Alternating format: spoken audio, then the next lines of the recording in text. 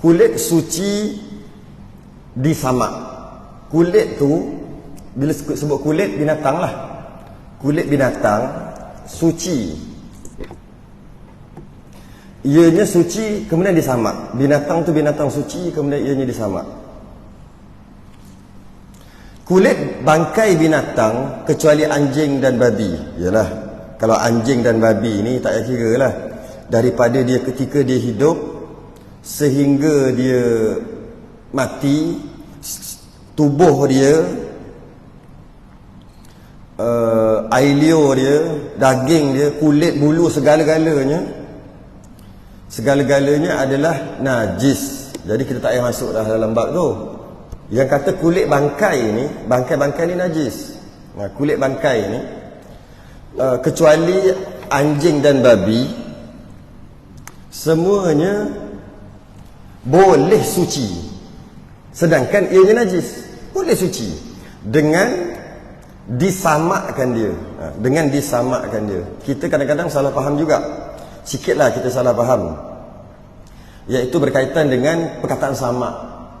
Biasa kita guna perkataan samak ni apa? Basuh 7 kali tak? Hakikatnya bukan gitu. Sebenarnya samak-samak ni adalah berkaitan dengan kulit. Berkaitan dengan basuh, kalau kena mughallazah, dia kita panggil sertu, ataupun bahasa lain basuh dengan air tanah 7 kali. Salah satu tu air tanah, 6 kali air biasa. Itu silap, bukan silap faham. Dia tak ada silap faham pun. Apabila kita terpegang anjing babi, kita kata terpegang anjing babi, sama. Dari sudut bahasa salah, bukan sama. Tapi dari sudut perbuatan betul tak? Dia kata sama. Lepas tu dia buat apa? Dia pergi ambil tanah, campur air. Betul lah, perbuatan tu betul, tapi bahasa tu salah. Bila sebut sama, dia berkaitan dengan kulit. Bila sebut mughallazah, dia berkaitan dengan sertu ataupun basuh dengan air tanah. Macam mana pun tak ada masalah kalau nak guna perkataan yang salah tu. Yang penting buat tu betul. Perkataan tu salah tak apalah, sama. Sedangkan dia pun ambil air tanah, itu bukan sama, tak apa. Janji buat tu betul. Cuma kalau kita tak faham maksud samak tadi, kita kata apa benda pula kulit suci disamak? Maknanya kena basuh 7 kali lah kulit tu. Salah satu dengan air tanah. Bukan gitu. Habis tu apa maksud samak? Mari kita tengok kat sini. Disamakkan dia sama ada binatang yang halal dimakan seperti lembu dan kambing. Lembu dan kambing halal makan. Jika lembu dan kambing ni halal makan, dan kita pun makanlah, halal makan, sebelum makan kita sembelih. Bila kita sembelih, lembu tu halal. Okey, lembu halal. Najis dah haram lah, tapi lembu tu dah halal. Soalannya, macam mana dengan kulit bulu dia? Kulit dan bulu dia juga adalah halal. Nak makan ke, nak cuci buat sembahyang ke, kulit lembu tadi, kulit kambing tadi. Tapi kalau lembu kambing tu, kalau sebut lembu kambing ni termasuk binatang-binatang yang boleh makan lah. Kita tak sembelih dia mati gitu aja. Tak sembelih, tak sempat sembelih, kena langgar ke, mati kena menyakit ke. Jadi bila macam tu, mati, daging tak boleh makan, kulit dia boleh disamak. Kalau lah sembelih, kulit tak wajib samak. Cuma kalau tak samak, busuk. Samak ni bahasa lain, basuh elok-elok lah, buat elok-elok lah. Letak alat-alat yang tertentu supaya guna tu tak busuk, macam tu. Tiba-tiba dia kata aku dah sembelih kambing ni, lembu, unta, apa-apa lah yang boleh makan. Jadi kulitnya suci walaupun tak disamak sebab dah sembelih. Tak ada masalah. Cuma memang bau busuk.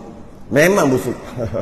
Busuk. Cuma dari sudut boleh tak nak pakai bawa sembahyang, bawa sejadah? Boleh, walaupun tidak disamak, walaupun tidak, asalkan darah tak ada, asalkan tak ada najis-najis, okey, tak ada masalah.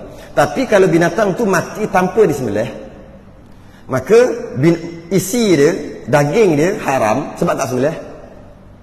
Kulit dia juga bangkai, haram juga, tak boleh. Tak boleh nak buat sembahyang apa. Macam mana nak memanfaatkan kulit tadi? Dengan cara menyamak. Satu, dia bagi contoh lembu kambing kan, kita kias yang lain pun. Atau tidak halal dimakan, seperti buaya, ular. Dia bagi contoh tu. Ataupun yang tak boleh makan. Sama ada kita sembelih ke, sembelih pun haram. Sembelih buaya boleh kan? Sembelih tetap tak boleh makan juga. Sebab memang binatang tak boleh makan. Okay.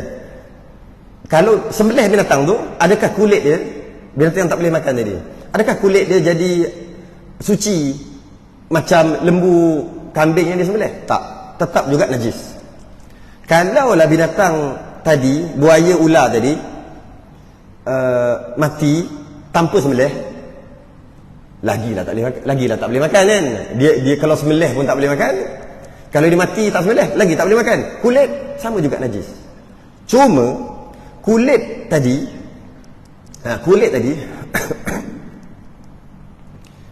boleh disamak.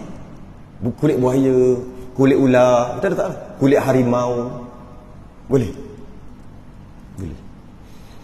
Jadi bila boleh, tak ada masalah lah kalau nak pakai kulit ular ke apa. Kan ada kan tali pinggang kulit ular, kasut, wallet kulit buaya. Cuma kalau orang kafir buat tu, nanti kita bahas lah macam mana. Kalau orang kafir buat tu, dia kena hati-hati sikit lah. Okay, jadi kita dapat faham kat sini, binatang yang boleh makan, binatang yang boleh makan, jika disembelih, binatang tu boleh makan, disembelih, kulit dia tak perlu disamak.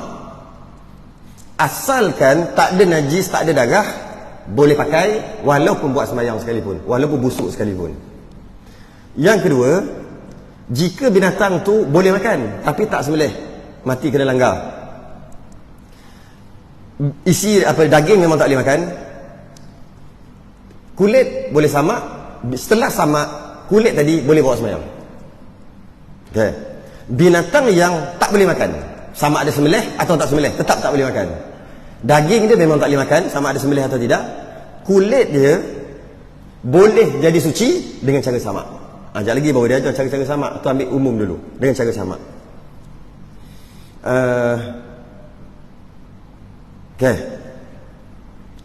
Dia bagi contoh buaya dan ular, letaklah harimau. Okay, sebelum tu, apabila binatang yang boleh makan kemudian sembelih, kan kata kulit dia suci kan? Kulit dia suci, tak perlu samak, janji buang darah-darah je. Bulu dia suci juga sebab kita sembelih dia. Kita sembelih kambing ke unta ke tadi, maka bulu dia pun suci juga. Tapi kalau binatang tu yang boleh makan tapi mati tak sembelih, daging tak boleh makan, kulit boleh disamak, boleh diguna, boleh disucikan, bulu tak boleh. Bulu kena buang. Bulu tak boleh, hanya kulit semata-mata. Jadi kalau kita tengok kulit kambing yang mana ada bulu kat situ, kita dapat agak lah, kalau orang tu pandai buat lah, kita dapat agak bahawasanya kambing ni kambing sembelih lah. Kalau kambing ni kambing mati, kata negara orang kafir ke, tak sembelih, tiba-tiba ada bulu, bulu tu najis, tak boleh, walaupun bulu kambing. Okay. Kalau binatang yang tak boleh makan macam harimau ke apa, kulit aja yang boleh ambil untuk sucikan dengan cara samak. Kulit bulu tetap juga najis, tak boleh. Jadi maknanya kita dapat faham, bulu tidak boleh disamak, bulu tidak boleh disucikan dengan cara samak, kecuali bulu binatang yang boleh makan dan kita sembelih dia. Jadi saya tengok ada orang pakai jaket daripada kulit harimau, lawa, ribu kulit harimau, belang-belang, memang lawa, lembut, dia bawa sembahyang, tak boleh. Dia pakai, hukum memakai itu haram, sebab yang boleh disucikan cuma kulit aja, bulu tak boleh. Jadi dia seolah-olah dia pakai dia pakai baju biasa, dia ambil tai tepek, seolah gitu lah. Sebab najis sama je, hukum najis dia, najis bulu harimau tadi tu Sama je mutawassitah najis tu sama dengan tai tu. Air kencing sama. Nak keluar, ambil jaket tak? Jaket harimau boleh tunjuk kat orang sikit. Bawa dekat kedai kopi sedap borak sikit, pakai. Seolah-olah. Nak keluar, ambil baju pakai, ambil tarik tepek. Seolah-olah gitu lah. Boleh tak? Dosa. Tak boleh. Satu. Kalau buat masuk dalam masjid, haram berdosa. Kerana dalam masjid tak boleh buat masuk najis. Walaupun bau wangi sekalipun. Bulu harimau tadi tu. Begitu juga kalau bawa semayang, tak sah semayang. Kalau bawa tawaf, tak sah tawaf dan sebagainya. Okay. Cara menyamak itu, cara samak pula, cara samak. Cara menyamak itu hendaklah dihilangkan atau dibuangkan benda-benda yang melekat pada kulit itu, seperti lendir, darah dan lain-lain yang boleh menjadi busuk. Apakah definisi ta'rif samak? Okey, ta'rif yang salah basuh 7 kali ya, salah satu air tanah, itu ta'rif salah. Ta'rif menyamak, ada definisi samak adalah dia melakukan apa-apa, dia melakukan satu perbuatan dekat kulit tadi tu, yang mana perbuatan dia tadi tu untuk menghilangkan lendir, darah, yang lain-lain yang ya, najis-najis, yang mana bekat-bekat apa, saki-baki isi dia, yang mana kalau 2-3 hari dia akan jadi busuk. Perbuatan membuang, menyuci, apa, pakai pisau, kokok, mengokok, apa lagi, apa-apa saja perbuatan, itulah nama samak. Tak semestinya pakai sabun, tapi kalau guna sabun, maka sabun itulah nama menyamak. Apa sahaja perbuatan untuk buang darah, lendir, saki baki, daging, apa-apalah, yang mana perbuatan itu, itulah nama samak. Itulah nama samak. Kemudian tak habis lagi. Kemudian disapuh atau direndam dengan bahan-bahan yang tajam.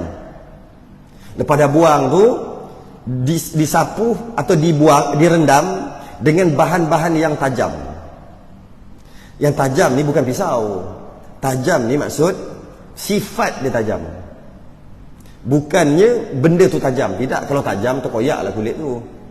Sifat dia tajam. Sebab tu dia bagi contoh apa kat sini. Tajam atau kelat. Dia bagi contoh 2, atau kelat. Rasanya. Tajam atau kelat rasanya. Tajam rasanya atau kelat rasanya.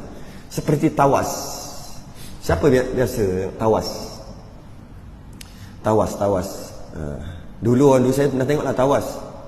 Dulu dalam air pun dia buah tawas. Buah manjakani.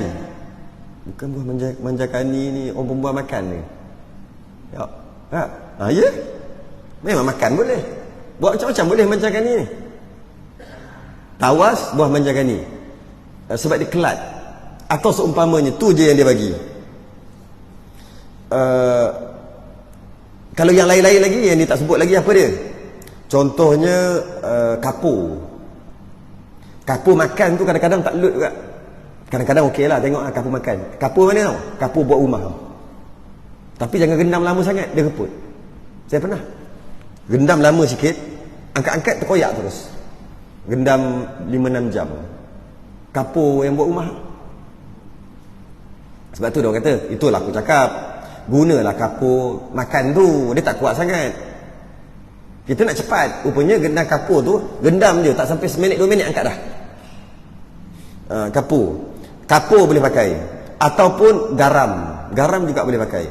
Ataupun asam, jenis-jenis asam. Dia juga mempunyai sifat yang menghakis, membuang lendir-lendiran tadi. Ataupun limau pun tajam apa? Kan kata, jangan minum limau sangat, tajam. Mana ada tajam? Bukan pisau. Bukan, tajam sifat dia. Ada yang guna nenas. Apa lagi? Ada yang guna kulit delima. Tu juga. Cuka. Ataupun apa sahaja alat-alat moden pun. Tadi tu alat-alat moden sekali pun. Contohnya asid. Boleh. apa sahaja perbuatan untuk buang tadi tu, lendir, buang bulu dia, buang busuk-busuk, buang darah, buang daging tadi tu, apa saja, asid, alkali, apa-apa lah. Malah kalau guna tu najis sekalipun, ini orang dulu pakai tahi burung merpati. Tahi burung merpati ni dia sifat dia menghakis. Saya duduk rumah dulu, ada burung merpati, dia suka duduk ke atas tu kan, atas bumbung tu kan. Kita parking kereta kat situ. Mula-mula dia berak, kita cuci lah. Lama-lama tak larat nak cuci banyak-banyak tempat kat situ dia berak. Biar esok tu bila cuci, hilang tanggal cat. Menandakan dia ada sifat menghakis. Walaupun dia adalah najis sekalipun, boleh guna. Cuma lepas tu basuh lah. Jadi apa sahaja perbuatan membuang, menghilangkan saki-baki, lendir, darah dan sebagainya, itulah namanya sama. Dia sebut, dia ada sebut kat sini. Sekalipun bahan-bahan itu najis seperti tahi burung merpati. Kemudian, tapi kalau pakai najis, kemudian dibasuh dengan demikian, jadi bersih, sucilah ia. Dia dua syarat. Lepas dah pakai asid, pakai manjakani, pakailah apa-apa pun yang kelak-kelak tu, pakai tahi burung merpati sekalipun. Lepas pada tu, lepas tu adakah boleh suci terus? Tidak. Dia kena basuh sekali. Dia kena lalukan air sekali. Dibasuh dengan demikian itu, dengan air mutlak, jadi bersih, sucilah ia. Bila sebut suci, bolehlah bawa sembahyang, boleh jadikan sejadah, boleh buat apa-apa pun.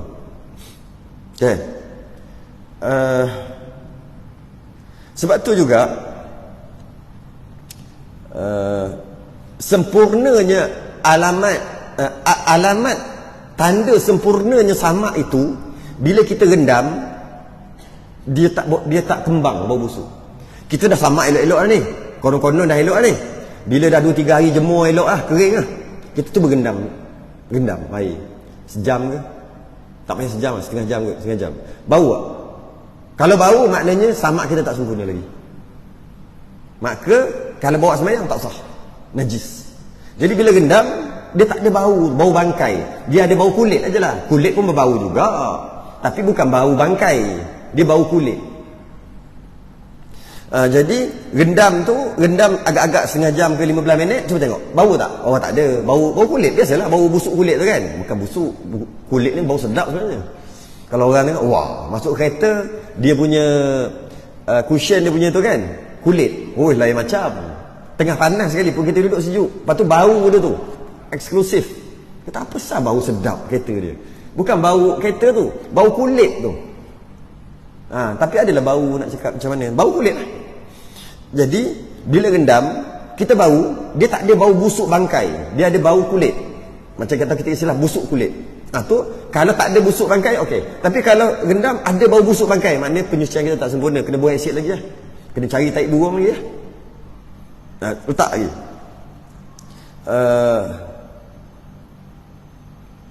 Kita perasan tak, kadang-kadang kita ada beli sabun basuh serbuk. Bila kita rendam baju, ingat nak basuh. Saya cerita ni zaman 90-an, masa sekolah dulu. Mula-mula ingat nak basuh, rendam dulu, pergi sekolah, pergi pondok, pergi belajar apa semua, balik, nanti lah, penat lah, tidur.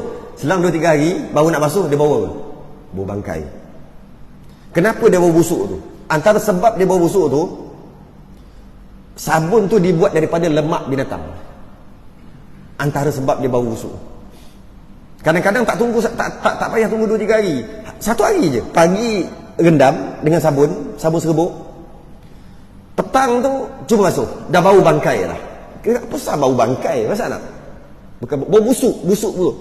Baju kita daki aja, taklah busuk tu. Kenapa tiba-tiba sabun tadi yang kita rendam menyebabkan bau bangkai?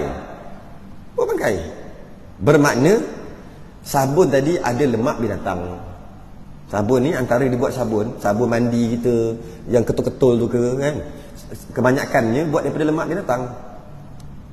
Kalau lemak binatang yang dia ambil tanpa disembelih, sebab negara orang kafir ke, dia punya origin dia buat kat situ, maka kita mandi pakai sabun, memang sabun aja lah. Tapi adakah boleh? Tak ada masalah. Cuma lepas tu bilah elok-elok lah.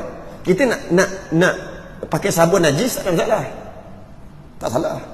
Cuma kena bilah elok-elok sebab kita pakai najis. Sebab tu sekarang ni, bukan sekarang lah, sebelum ni pun dah ada shampoo ke sabun ke ada cok halal. Kita fikir termenung gitu, boleh makan ke sabun ni ke cok halal? Tahu? Dia nak bagi tahu tak ada unsur binatang. Dan ada juga sabun-sabun dia kata bebas lemak haiwan. Pasal nak? Ada yang masuk TV. Saya perasan ada satu dua sabun. Dia kata kenapa dia nak sibuk-sibuk nak bagi tahu dia sabun dia bebas lemak haiwan. Dia nak bagi tahu semua sabun lain ada lemak haiwan. Tu je. Kalau lemak haiwan tu dia ambil daripada binatang yang boleh makan dan disembelih, no problem. Dia tak najis lah, walaupun busuk. Tapi kalau ambil bukan daripada binatang yang disembelih, ataupun dia ambil daripada binatang yang tak boleh makan walaupun disembelih sekalipun, najis lah. Habis tu kalau kita pakai, kalau dia bukan mughallazah, basuh elok-elok. Kalau lemak tu lemak mughallazah, 7 kali basuh. Kita tak tahu, tak payah fikir. Dah tak tahu, takkan nak fikir-fikir. Sudah lah, dah tak tahu kan. Pekah ni tak payah nak ni sangat. Cuma itulah hukum dia. Adapun kulit anjing,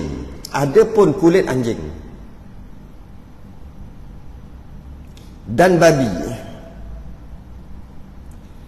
tidak suci dengan disamak. Memanglah kulit anjing dan babi ni tak boleh buat apa dah. Dia hidup ke, dia tak hidup ke, tetap dia najis. Samak pun dia tetap najis. Demikian juga baka-baka je. Baka-baka tu maksudnya anjing kahwin dengan babi dapat anak, samalah. Anjing kahwin dengan kambing, anjing dengan kambing dapat anak, sama lah. Tetaplah juga mughallazah juga. Sebab mak bapak dia salah sekornya mughallazah lah. Lembu dengan babi dapat anak, tetap mughallazah juga. Okey, maka kulitnya tidak suci dengan disamak, tak boleh buat apa dah. Apabila telah disamak, kulit binatang yang tersebut jadilah suci ia. Okey, setelah disamak suci. Jangan lupa, suci tak suci lagi sebenarnya. Suci setelah dibasuh. Kalau dia pakai najis, taik burung merpati contohnya, lepas dia dah samak pakai taik burung merpati, memang patutlah dia kena basuh dengan air sebab tu najis. Habis kalau dia pakai asid, kalau dia pakai manjakani tadi tu, dia pakai kulit buah delima, dia pakai alat-alat apa-apa lah yang tradisional ni, dia pakai cuka, itu tak najis. Lepas dia samak dengan menggunakan kapur, tu tak najis. Adakah dia perlu basuh? Wajib basuh juga. Jadi maknanya basuh sekali tu wajib setelah sempurna samak. Jadi sebab itulah kalau kita beli beg-beg ke kan orang kafir kan dia buat kan hebat-hebat dia punya beg dia tu, wallet ke apa kan. Dan binatang tu macam buaya, ular macam tu lah. Dan memang jahitannya elok, semua elok. Soalan, orang kafir buat, orang kafir samak sah atau tidak? Senang aja. Kaedah dia sama mana-mana pun. Apabila perkara itu dalam syarak tidak diwajibkan niat, maka orang kafir buat pun sah. Itu standard mana-mana. Macam jenazah yang sebut orang ni, jenazah. Mandi jenazah wajib niat. Saja aku niat membandikan jenazah ini, tak wajib niat, sunat je niat. Maka orang kafir boleh mandi jenazah. Samalah. Adakah menyamak ni diwajibkan niat? Tak. Maka orang kafir pun boleh buat. Okey, selesailah kita beli orang kafir punya. Tapi nanti dulu, adakah setelah dia samak dia basuh sekali? Dia tak ada hukum ni. Kerana itulah bila kita beli barang-barang kulit luar negara, yang negara orang kafir lah nak cerita, disunatkan basuh.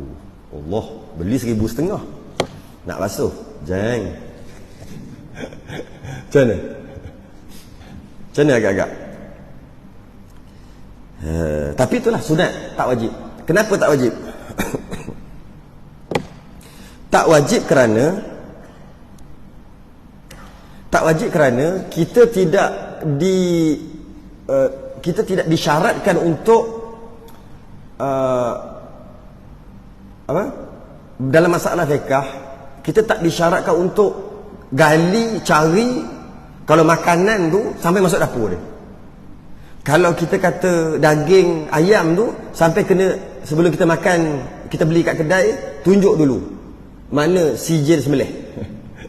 Dan selama ni ada tak kita pergi kedai-kedai tom yam ayam 2 mangkuk, tapi ayam yang sembelih ada tak, kita tanya? Mana ada, kita bantai aja. Kita tak disuruh pun untuk tanya. Oleh kerana macam tu, kita menganggap dia basuh lah. Cuma oleh kerana negara tu negara orang kafir, sangat-sangat dituntut untuk basuh. Ada satu beg, apa nama, Bonia ke apa nama, saya kata lagi tu datin, itu datin, lama dah lah, dia basuh. Tapi dia kata tak kembang Ustaz. Sebab apa tujuan basuh? Yang pertama, sebab kalau dia nak bawa semayang ke, nak bawa apa, tawaf ke apa ke, sedangkan dia betul samak dan sempurna, tapi tak ada basuh kali tu, jadi agak masalah lah. Satu. Yang kedua, bila dia basuh kena air. Jadi kalau kembang bau bangkai, maknanya dia tahu samak tu tak sempurna. Macam tu lah. Tapi nak macam mana tu lah, berani je. Kalau kasut biasa kulit ni ada 700-800 ringgit, basuh, gendam 1, 2, 3, 4, 5 cukup ah. Ataupun ambil paip, lepas tu elok-elok jahitan dia rapat, alamak. Nasib lah, tanggung sendiri. Wallet itu sebagai bercermat je, bercermat. Tapi tak diwajibkan.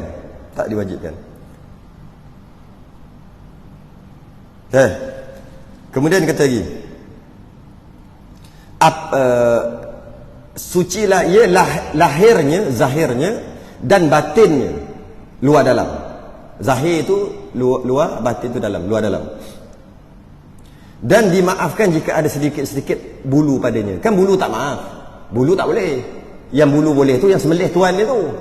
Sembelih kambing, sembelih bau boleh, bulu tu tak ada masalah. Kalau tidak, tak boleh. Bulu sikit pun tak boleh. Tapi dia kata sikit maaf lah, kadang susah sikit nak buang bulu ni. Maka sikit banyak tu banyak mana? Secara umumnya uruf lah, uruf. Ada ulama kata tiga orang, tiga. Ada ulama kata tak lah, agak-agak lah, tak banyak sangat.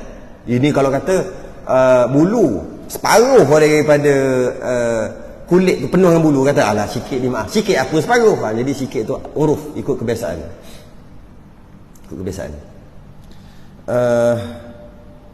Suci.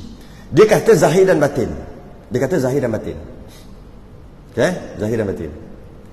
Maksud zahir dan batin adalah kalau dia suci zahir aja, katalah dia suci zahir, katalah. Sebab ada ulama kata suci zahir je.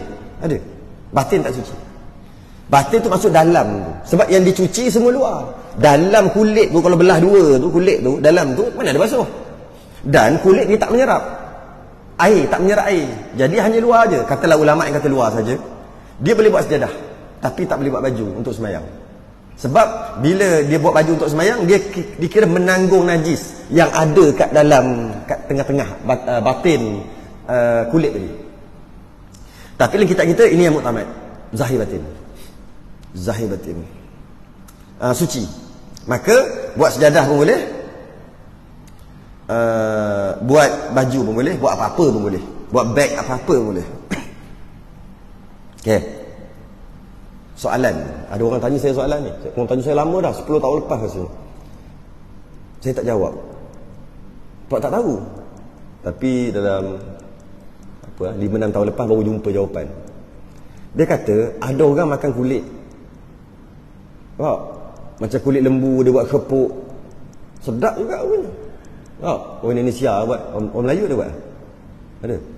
Ada orang kulit tu dia potong, dia gebuh macam mana, dia boleh buat gulai. Sedap pula tu, kita makan sedap lah dia nyut macam tu. Dia punya macam singgam. Sedap lah benda ni. Makan dulu lah. Habis makan baru dia cakap kulit lembu tu. Tapi okey lah. Sedap. Masakan Minang, masakan. Maknanya ada orang makan kulit buat kepuk. Ada orang makan kulit buat gulai dan sebagainya. Kulit yang dia buat tu adalah dia sembelih lembu tu. Tak timbul isu lah. Habis kalau lembu mati, kena langgar lori, degang, tak sempat sembelih. Dia pun nak macam mana? Kulit boleh selesaikan, boleh suci kan? Buang dia punya daging-daging semua. Bulu tak boleh. Bulu sebab mati kan, tak sembelih. Bulu buang semua. Lepas tu samak, buat elok-elok semua. Bilas, jemur elok-elok. Kering, dah 2-3 hari kering, celup 2-3 minit dalam air, angkat-angkat, tak ada bau bangkai. Okey, dia suci zahir dan batin. Adakah boleh makan? Itu yang soalan saya terima. Jeng, tak boleh jawab macam tu. 10 tahun lepas tak jawab. Tak terfikir. Kita nak tanya Tok Guru dulu, tahun 90-an, saya belajar 80-an, 90-an dulu. Pun tak nak apa benda, kita pun tak tahu benda tu. Nak tanya macam mana? Akhir sekali jumpa dalam kitab Sabilal Muhtadin, Syekh Arsyad Al-Banjari ada. Adakah boleh makan? Itu satu. Soalan dia yang kedua lebih kurang sama. Macam mana kalau harimau? Kan dia kata-kata suci zahir batin. Macam mana kalau kulit harimau? Disucikan semua, lepas tu sama macam tadi, gendam-gendam, okey, tak busuk dah, suci zahir batin. Ataupun beruang ke, kulit beruang ke, apa-apalah yang tak boleh makan. Sekarang ni suci zahir batin, boleh bawa sembahyang, boleh buat sejadah, boleh buat baju. Soalannya, bila dia suci, boleh makan tak? Jawapannya tak boleh makan.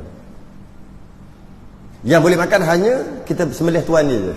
Tuan dia, lembu tu, kambing tu sembelih, yang boleh. Kenapa tak boleh makan? Alasan dia ni yang rare sikit. Kerana telah berubah hakikat makanan kepada hakikat pakaian. Telah berubah hakikat, asalnya makanan, kepada hakikat pakaian. Macam orang ambil seluar jin, lapar perut potong, buat sup seluar jin, okay tak? Macam itulah seumpama. Maka tak boleh makan. Bis. Masuk sikit. Sebelum tu lagi sikit. Jadi penting ke samak ni? Samak ni penting tau. Samak ni nampak aja, mungkin kita setengah orang dia tak peduli samak-samak apa samak-samak. Dia tak peduli sebab dia tak beli pun apa-apa produk-produk kulit, dia tak peduli pun. Tak minat pun. Lagipun mahal, tak ada duit pun. Buang-buang duit dia kata.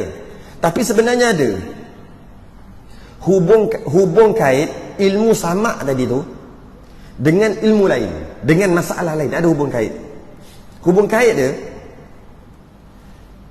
dari sudut ilmu samak dengan ilmu muamalat, jual beli, maka sah jual beli. Kalau lembu, kulit harimau tak proses lagi, ada depan rumah, ada orang datang, wah banyak kulit ni, masuk hutan, jumpa harimau, belasah harimau tu, okay, wah ada luka sikit, okay, wah. Lepas tu makan tak boleh makan daging dia, aku bawa lah dia punya kulit, tak proses lagi tu busuk sikit tu, aku beli, tak boleh beli. Sebab itulah hubung kait dia. Hubung kait samak dengan muamalat, jual beli. Jika setelah samak baru boleh jual beli, baru ada nilai. Sebelum samak dia najis, dia tak ada nilai. Macam beli tai, tak boleh beli tai, tak boleh. Ada orang jual tai ayam, tak boleh. Ada orang jual tai kelawar, tai kambing, semua tak boleh. Kalau nak beli juga, jangan akad jual beli. Akad apa? Upah boleh. Kau nampak tak?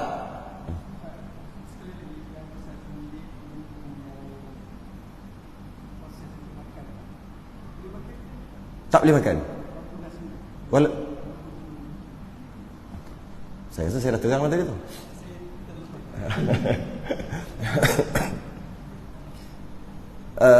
Binatang yang boleh makan, bukan harimau, bukan beruang, binatang yang boleh makan lembu, kambing yang boleh makan, bukan kucing lah, kucing tak boleh makan. Okay. Kita sembelih dia. Bila kita sembelih tuan dia, daging dia jadi halal lah makan. Itu yang kita nak makan tu. Kulit dia pun boleh makan sekali, tak ada masalah. Tapi kalau binatang tu boleh makan, tapi kita tak sembelih, dia mati kena langgar lori, kita ambil lah daging dia, buanglah, dah kena langgar lori, mati, bangkai. Dia punya kulit kita samak dia, cuci dia elok-elok semua, sehinggalah dalam kitab kita kata suci zahir batin. Dah suci zahir batin. Adakah boleh makan? Tak boleh makan. Itu kata tak boleh makan tadi. Sebab kulit bangkai. Tapi namanya kulit bangkai. Setelah disamak, dia tak panggil kulit bangkai. Dia panggil suci zahir batin tu. Suci zahir batin. Dia tak panggil bangkai dah. Sebab samak.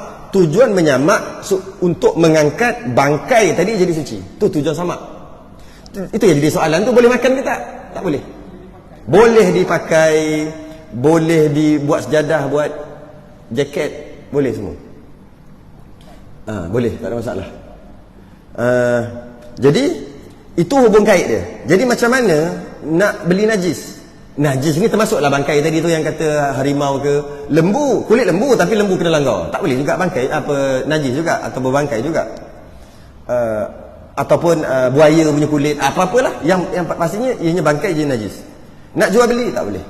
Begitu juga najis-najis yang lain, najis tai apa-apa tu lah. Kadang-kadang orang buat baju, macam-macam orang buat, tak boleh beli. Nak juga tukar akad tadi, bukan jual beli, upah. Kau nampak tak tai ayam banyak ni? Contoh gitu lah. Tai ayam tu dia lah beli ayam, dia beli ayam. Orang datang nak beli tai ayam. Oh, minta maaf lah, tai ayam tak jual. Saya saudagar burung, bukan saudagar tai. Kata Ramli. Tak boleh beli tai. Tak boleh. Tapi macam mana nak juga dapat duit dan bagi dia juga. Okey, sekarang nampak yang berterabur ni semua tai. Tai ayam ke, tai lembu ke, tai apa-apa, tai kelawar ke. Okey. Awak upah saya. Satu guni RM100 nak. Upah saya sodok. Okey? Kita pun sodok. Okey, buat upah. Ambil. Itu bagi. Upah je sodok. Maka boleh. Macam tu juga kalau nak jual macam tu lah. Kalau nak juga tak boleh jual beli dalam masalah kulit tadi. Sebab dia bangkai. Tapi setelah disamak, setelah sama suci zahir batin, boleh jual beli. Malah mahal. Sebab tu kita boleh beli tu. Yang kita beli bag-bag apa semua tu yang kulit tu boleh. Jaket-jaket kulit boleh. Seluar kulit boleh. Sebab apa? Sebab dia telah disamak. Tapi kalau samak dia tak sempurna, tak sah jual beli tu. Macam mana nak tahu samak sempurna atau tidak? Kalau dia orang Islam, kita anggap dia pandai lah. Setelah dia disamak, dia basuh sekali yang wajib. Kalau dia orang kafir, tak tahu nak cakap lah. Macam mana? Kita lah, lepas beli orang kafir punya, rendam. Itu yang cakap tadi. Kalau seluar tak apalah, memang rendam lah. Jaket. Tapi kalau wallet ke, kasut ke. Okey, itu satu. Hubung kait ilmu samak dengan muamalat adalah setelah samak dia boleh dijual beli, sebelum samak tak boleh jual beli, tak sah dan haram. Yang kedua, hubung kait ilmu samak dengan ilmu jenayah Islam. Jika setelah disamak cukup nisab, cukup syarat, cukup nilai, mahal berapa nilai, dan orang curi, dan orang curi itu cukup syarat lah. Maksudnya dia simpan dalam rumah, bukan dia letak kat luar. Dia simpan dalam rumah, dia samak elok-elok, dia letak dekat kedai, dia kunci lagi. Tiba-tiba orang curi dan nilai dia memang mahal, katalah RM80,000. Kena tangkap, orang ni kena tangkap, orang mencuri ni kena tangkap. Maka orang tadi tu jatuh hukum. Setelah masuk mahkamah semua memang sah, dia memang salah, jatuh hukum, potong tangan. Tapi kalau yang dia curi itu, yang tak proses lagi, tak boleh. Tu hubung kait tu. Maksud tak boleh hukum. Mungkin tak kena hukum tu, mungkin kena hukum takzir ke, penjara ke, yang lain-lain lah. Potong tangan tak boleh. Sebab apa? Sebab hubung kait ilmu samak dengan ilmu jenayah, dia ada nilai setelah disamak. Sebelum samak tak ada. Walaupun setelah samak harga dia RM80,000. Sebelum samak pun sama lah mahal juga. Paling-paling pun RM60,000, RM70,000. Tak kira. Tak kira. Tu hubung kait. Hubung kait Air Zam-Zam. Ha? Air Zam-Zam tu kalau ikut saya pun baru je minggu lepas tak sampai minggu lepas, baru 2-3 hari lepas saya ikut mutawif lah. Kita pergi-pergi naklah mutawif, sekali kena jadi taklah jadi mutawif, jadi pembantu dia. Tolaklah, pergilah tempat beli. Dia tak boleh sekarang ni air Zam-Zam dia tak boleh bawa tau, jangan seluduk masuk dalam luggage tu. Dia nampak dia cecair, dia cek air Zam-Zam tu berapa puluh ribu lah kena denda. Dia tak boleh masuk lah. Bawa tangan 100 ml lah kot maksimum ke berapa dah, sikit je lah, kurang pada ni lagi yang bawa pakai tangan naik. Yang masuk luggage tu pun lebih kurang macam tu, tak boleh banyak, cecair. Tapi kalau air Zam-Zam dia nama seluduk air Zam-Zam sekarang. Cuma dia boleh pergi, istilah kita panggil beli lah dulu, beli di satu tempat tu dekat airport tu je, kat Jeddah ke kat Madinah ke, kat situ nanti dia akan cop, lepas tu hantar pergi dekat immigration dia pun akan cop juga, lepas tu dia hantar masuk kargo mana lah, nanti sampai. Okay, saya pergi tengok lah macam dia buat. Dia tak akad apa-apa pun, dia bukan akad jual beli. Maksudnya dia akan upah untuk mengambil, menuang, mengambil, membawa, transport dan sebagainya. Dapatlah seorang 5 liter. Okey lah, dapatlah. Jadi kalau saya tengok yang amalannya gitu lah dia buat. Dia tak jual beli. Tak. Tu je lah. Macam ni. Dia tak jual beli. Kenapa tak jual lah beli? Tak. Dia cuma ambil upah untuk proses-proses buat terowong lah, apa benda yang besar, pipe tu, buat pipe. Lepas tu botolkan, lepas tu mungkin cek kot, cek takut-takut ada apa-apa, kuman ke apa tak, cek lagi.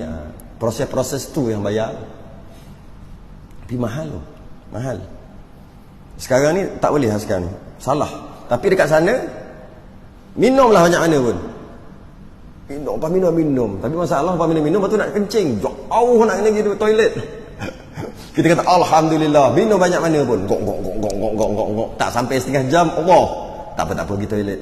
Jalan sikit, Allah, rasanya 300 meter kot daripada dalam tu nak keluar tu, yang WC tu, WC 3, WC 4, WC 5 kan, kat luar tu. Sodah lah. Rasa nak cari botol lagi, sekejap mana botol. Dia kan kena tangkap dengan polis dia pula. Dah lah polis dia garang-garang ni. Dekat Mekah, kat Madinah baik sikit polis dia. Tu lah, samalah, lebih kurang kaedah yang sama. Mereka nak lari daripada khilaf yang mengatakan tak boleh jual sebagainya, dia tukar je akad tu daripada jual beli kepada upah, usaha yang dia buat, usaha. Tapi kalau katalah nak jual beli baja, boleh. Baja tahi boleh, sebab yang dia beli itu bukan tahi, dia beli baja, dia beli proses tanah, masuk itu, masuk ini, masuk itu. Dia bukan beli tahi, apa, campuran. Maka dia beli baja, bukan tahi. Dia soalan macam ni, orang jual beli tanah, atas tanah tu ada tahi, sah jual beli. Dia lebih kurang macam tu lah. Katalah dia beli tanah kosong kat situ, masa tanah kosong yang masih nak jual tu, lembu-lembu pakat mari situ, lembu orang lain lah, berok habis, penuh tai lembu. Dia pun nak beli, apa lah, uish banyak tai lembu ni, saya nak beli lah tanah ni, berapa, lepas bayar apa semua, adakah sah jual beli dia? Sebab ada tai lembu. Dia beli tanah, bukan beli tai lembu. Macam tu lah. Itu tak apa, campuran baju-baju apa semua, kita beli baja. Yang kata tak boleh tadi, tahi betul, kulit bangkai betul, itu yang tak boleh. Yang kedua, yang ketiga, last, pada ilmu faraid. Pada ilmu faraid pula, apa hubung kait di antara ilmu samak yang kita baru lepas tadi dengan ilmu faraid? Tiga tadi, ilmu samak dengan ilmu muamalat, jual beli, ilmu samak dengan ilmu jenayah, ilmu samak dengan ilmu faraid pula. Jika telah disamak kulit tadi, maka wajib diparaidkan, dia pusaka kan, jadi pusaka, jadi paraid. Tapi kalau ayah dia tak sempat nak proses, ada tambung kat depan rumah, mati, kena sampuk kot dalam hutan tu, mati dia, maka tak sempat, mati. Macam mana dengan kulit-kulit yang tak proses, tak samak lagi tadi? Tak boleh jadi pesaka. Anak-anak nak ambil, siapa ambil? Aku nak berebut, tak apa. Tak jadi pesaka. Tapi kalau dah proses je, wajib. Berapa harga nilai dia? 15,000. Anak berapa orang? Perempuan dapat berapa? Lelaki dapat berapa? Kena bagi. Jadi walaupun kita kata alah, berkaitan dengan sama apa benda sangat, tak payah tahulah. Tak, jangan. Dia ada kena-mengena dengan ilmu-ilmu yang lain. Okay. Lain daripada kulit. Stop situ lah. Lain daripada kulit. Lain daripada kulit. Kita berhenti kat situ. Wallahu a'lam. Saya tasbih kafarah dan suratun subhanallah. Asyhadu an la ilaha. Bismillahirrahmanirrahim. Alladhina amanu. Assalamualaikum warahmatullahi.